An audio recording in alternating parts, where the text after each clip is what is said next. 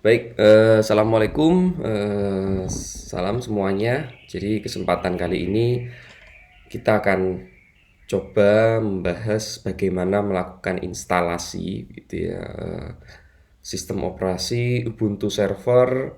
Kebetulan yang dipakai saat ini itu adalah 22 versi 04 karena kita akan gunakan yang versi LTS-nya begitu ya. Dan yang kebetulan saya punya itu adalah versi 22.04.2 begitu ya. Kalau tidak salah sih sekarang sudah keluar yang 22.04.3. Nanti teman-teman bisa pakai yang paling baru aja gitu ya. Karena saya punyanya ini biar cepat, kita pakai yang itu aja begitu ya.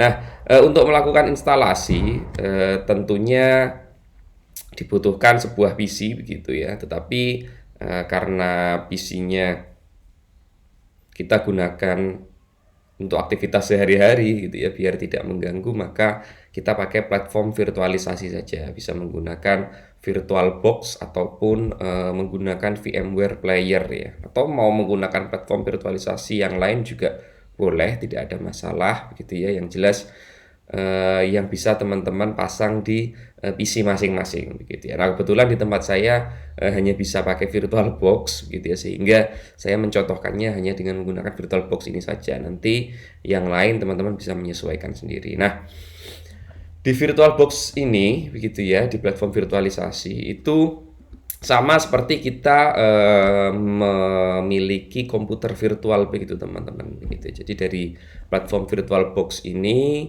kemudian saya bisa create new, yang berarti saya membuat sebuah komputer virtual baru. Misalkan di sini saya beri nama administrasi sistem gitu ya.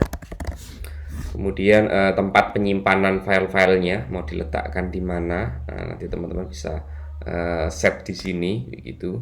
Mau ditempatkannya di mana atau mau pakai default saja juga boleh, terserah.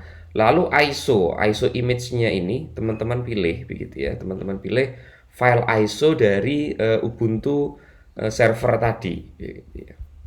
Nah, di sini saya pakai Ubuntu server 2204 gitu ya. Nah, ini saya pakai ini. Oke, kemudian open. Jadi ini sama seperti kita memasang gitu ya, memasang perangkat eksternal ke PC kita. Jadi kalau kita melakukan instalasi itu kan biasanya dilakukan dari ya mungkin dari disk begitu ya, bisa dari CD atau dari DVD atau bisa juga dari USB flash disk gitu misalkan. Nah, ini ketika saya memasukkan file image tadi begitu ya, itu sebetulnya sama saja dengan saya memasukkan CD begitu ke dalam virtual komputer tadi gitu. Nah, lalu di bawahnya ini dicentang saja teman-teman, skip unattended installation. Ini program atau plugin bawaan dari platform virtualisasinya biar kita melakukan instalasinya cepat, tapi ini kita skip saja. Jadi kita mensimulasikan proses instalasi yang sebenarnya begitu ya. Kemudian klik next, lalu di sini akan diberikan opsi untuk memberikan prosesor dan memori, teman-teman. Jadi memori yang misalnya memori RAM ya, gitu ya, random access memory. Nah, di sini teman-teman boleh pakai konfigurasi defaultnya saja, begitu. Jadi kita disuruh ngeset berapa CPU yang mau kita pakai, lalu RAM-nya yang kita berikan ke virtual memorinya itu berapa. Jadi nanti si mesinnya itu ya layaknya komputer pada umumnya. Dia punya CPU begitu, punya central processing unit, juga punya memori begitu ya. Nah, setelah itu di next ya kita ikuti default saja, atau teman-teman boleh custom sesuai dengan yang diinginkan ya, sesuai dengan konfigurasi PC masing-masing. Kalau memang PC-nya gede ya kasih lebih gede, nggak masalah gitu ya. Lalu di sini hard disk kita disuruh membuat hard disk baru atau menggunakan hard disk yang sudah ada dan seterusnya. Makanya kita pakai default aja. Jadi dia akan bikin satu hard disk baru dengan ukuran 25 GB ya, defaultnya seperti itu, kita pakai aja. Oke, setelah itu di sini ada reviewnya, jadi namanya, kemudian ISO yang dipakai, sistem operasinya apa, gitu ya, hardware-nya dan seterusnya. Kalau sudah klik finish, teman-teman. Nah, sebelum kita mulai, jadi nanti di sini akan ada satu mesin baru, gitu, yang tadi saya kasih nama administrasi sistem, kemudian ini spesifikasinya. Nah, ada satu poin yang perlu diubah, begitu ya, yaitu bagian ini, teman-teman, bagian network. Nah, network ini silahkan teman-teman ubah, diklik begitu ya. Kemudian kita pakai yang mode bridge saja gitu ya, biar mudah lah ya. Jadi kita pakai mode bridge seperti ini. bridge, kemudian dipilih ini interface card yang memang teman-teman connect ke internet. Nah, kebetulan saya saat ini connect ke internet menggunakan WiFi begitu ya, sehingga saya klik WiFi-nya begini. Nah, lalu juga bisa di bagian audio ini teman-teman disable saja ya, biar nggak untuk membuat lebih ringan sedikit lah, karena kalau di Ubuntu server itu seperti dia kan kita nggak butuh audionya begitu ya, karena memang tidak digunakan untuk memutar audio ataupun video begitu ya, sehingga kita tidak perlu audio cardnya gitu. Jadi itu tadi networknya kita ganti ke mode bridge saja, bridge ya, biar bridgekan ke interface card yang memang teman-teman connect ke internet begitu ya. Kemudian bagian audionya di disable. Nah, kalau sudah kita start,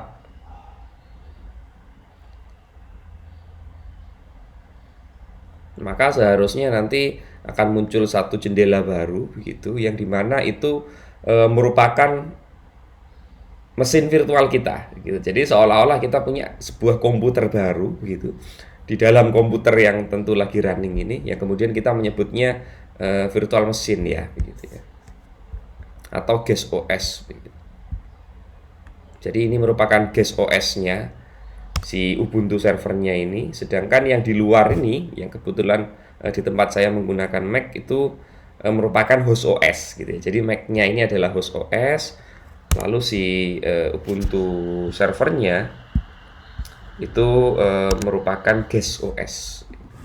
Nah, dia akan melakukan proses booting up gitu ya. Ntar ini saya ukurannya saya ubah dulu. Oke, nah ya.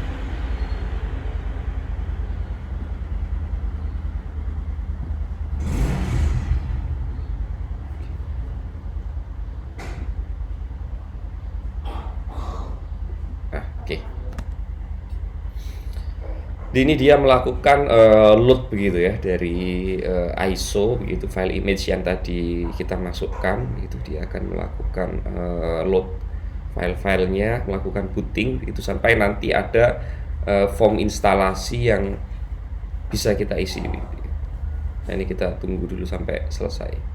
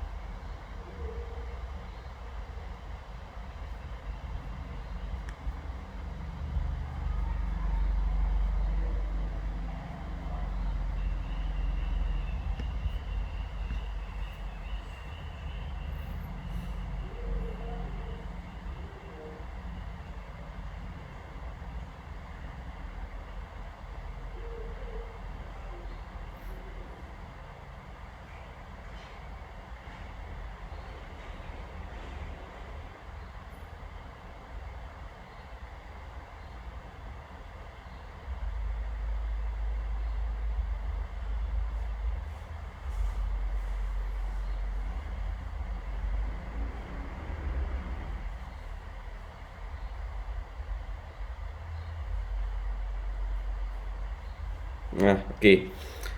Kalau sudah seharusnya nanti memasuki jendela seperti ini kurang lebihnya ya. Ya tentu saja di setiap versi mungkin bisa berbeda-beda Windows-nya begitu. Tapi ya umumnya harusnya kalau kita bisa melakukan instalasi salah satu versi, yang lain harusnya tidak terlalu susah ya karena kurang lebihnya sama lah gitu. Oke, di yang pertama kita disuruh memilih bahasa gitu ya. Kita pilih English saja. Kemudian di sini diminta untuk apakah kita mau melakukan upgrade versi installer ya. Ini kita pilih yang continue without updating saja, teman-teman. Ini yang poin kedua, teman-teman bisa lihat begitu ya. Di bawah itu kan ada update to the new installer, kemudian ada continue without update sama back. Kita pilih yang continue without updating gitu karena kita memang mau pakai yang versi 2204 begitu ya. Setelah itu kita disuruh mengkonfigurasi layout keyboard gitu karena umumnya kita pakai US, ya sudah kita nggak perlu tak-atik lagi. Kemudian di sini disuruh memilih tipe atau jenis dari Ubuntu server yang mau kita install begitu. Di sini ada Ubuntu server yang secara default tercentang gitu ya, ada tanda X-nya. Kemudian ada Ubuntu server minimize ya. Ini kalau teman-teman nanti sudah advance, kemudian sudah terbiasa begitu ya menggunakan Ubuntu server, lalu memang ada kebutuhan untuk memasang Ubuntu server seminimal mungkin begitu ya, entah mungkin untuk kebutuhan kontainer begitu atau mungkin kebutuhan ya yang lainnya yang sekiranya nggak butuh terlalu banyak tools bisa pakai yang minimize itu. Tapi untuk saat ini kita pakai yang default saja yang Ubuntu server.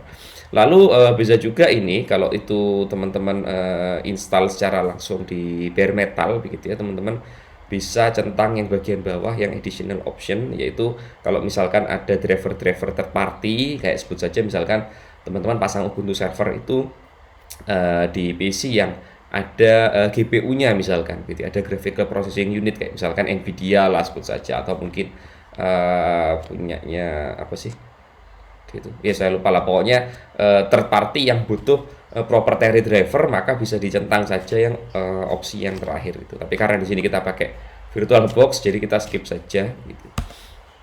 Oke, kemudian klik done.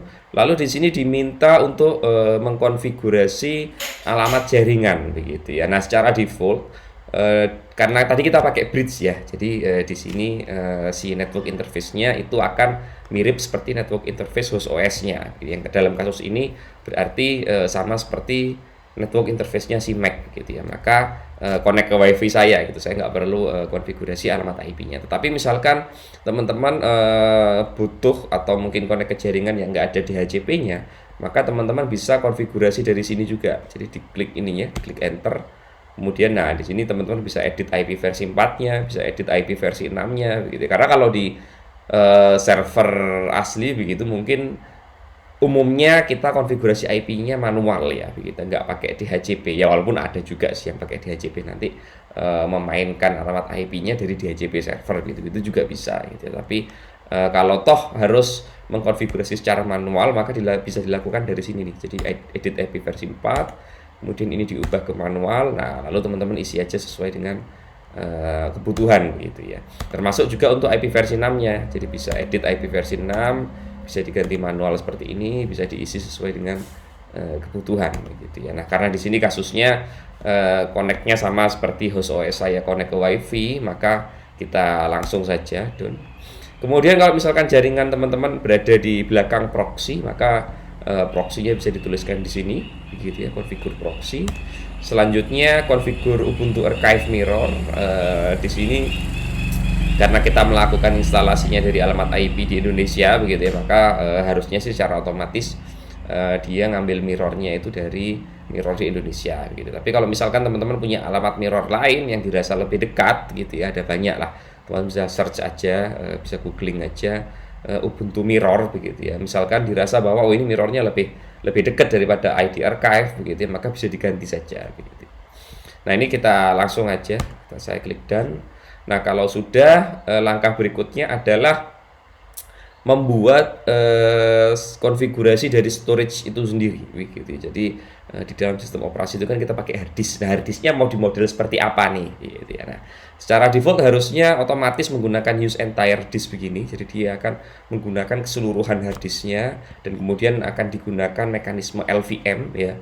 yang nantinya enkripsinya dinonaktifkan. Kalau teman-teman ingin mengaktifkan berarti tinggal dicentang aja, lalu bisa dimasukkan passwordnya di situ, tapi di sini kita skip.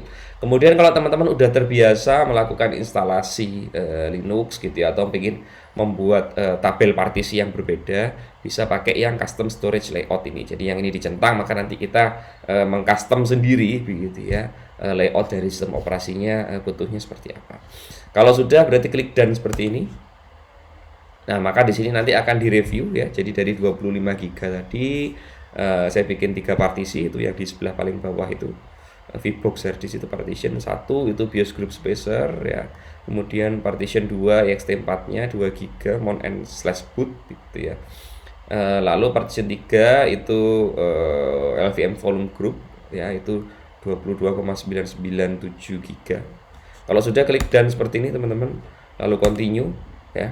Nah, di sini kita diminta untuk memasukkan identitas kita gitu ya. Jadi masukkan aja identitas teman-teman masing-masing gitu. Oke. Ini saya bikin username Diksi, passwordnya Diksi gitu ya. Kemudian klik done.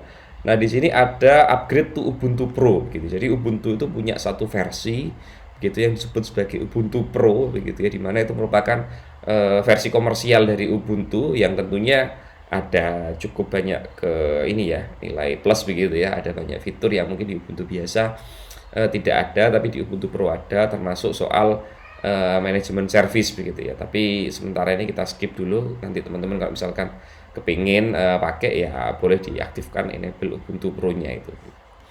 Oke, klik continue, kemudian ada opsi SSH setup. Nah, ini teman-teman centang ya. Jadi cara nyentangnya itu pakai spasi, teman-teman.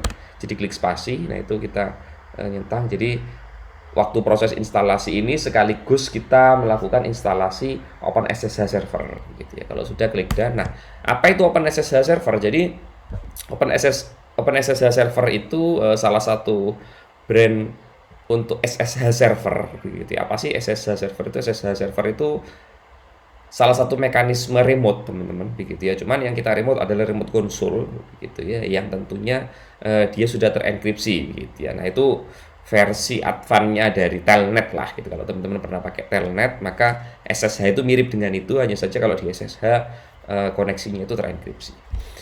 Nah, next itu fitur server snap ya. Ini kalau misalkan teman-teman mau melakukan instalasi instan begitu ya. Nah, misalkan saya mau melakukan instalasi ini ya, kayak kayak Docker, kemudian etcd begitu dan lain-lain, maka bisa langsung dengan nyentang ini. Tapi untuk ini kita skip dulu aja gitu ya, karena nanti akan kita lakukan manual dan akan kita bahas gitu ya lebih detailnya. Klik aja langsung ke done, kemudian nah ini di sini ini baru proses instalasi yang sebenarnya begitu. Jadi installing system, maka dia ini akan melakukan konfigurasi, melakukan di copy file-filenya begitu. Pokoknya ini yang proses instalasi sebenarnya teman-teman. Nah, ini kita tunggu sampai selesai. Nah, nanti kalau sudah selesai, seharusnya di bagian bawah itu akan ada muncul ini, muncul menu untuk melakukan reboot begitu. Nah, ini nih, jadi ada satu menu baru untuk melakukan reboot sistem operasi begitu ya.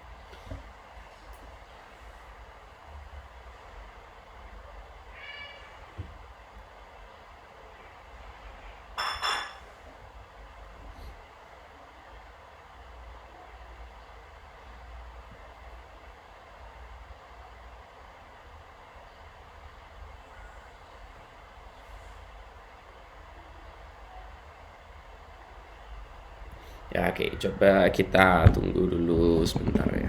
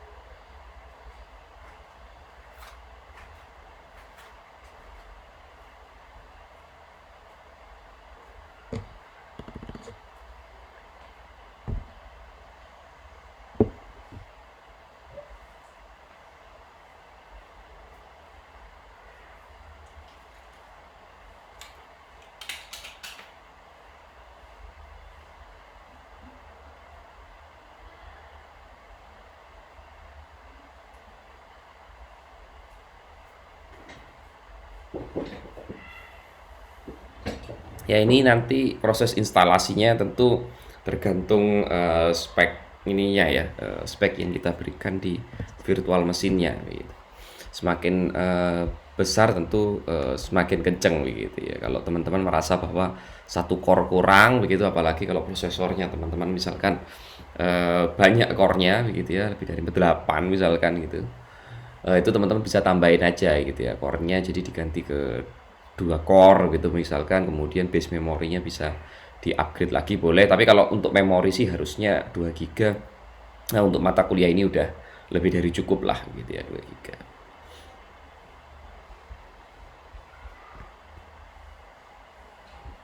Ya ini masih proses installing kernel ya, jadi proses instalasi kernel Linux-nya.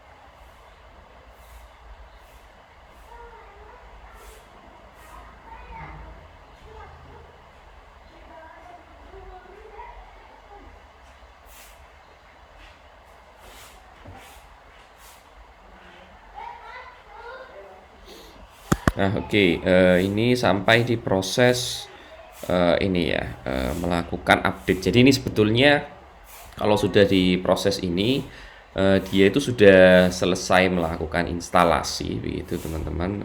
Hanya saja sekalian dilakukan proses distribution update ya, distribution update. Nah, ini ada perbedaan antara upgrade, upgrade sih, sorry, bukan update, upgrade gitu. Karena istilah update dan upgrade di Linux itu, terutama di turunannya Debian seperti Ubuntu ini, itu adalah dua hal yang cukup berbeda gitu. Jadi kalau kita menyebutnya mengupgrade versi gitu, jadi misalkan versinya kita naikkan, itu istilahnya itu adalah upgrade gitu.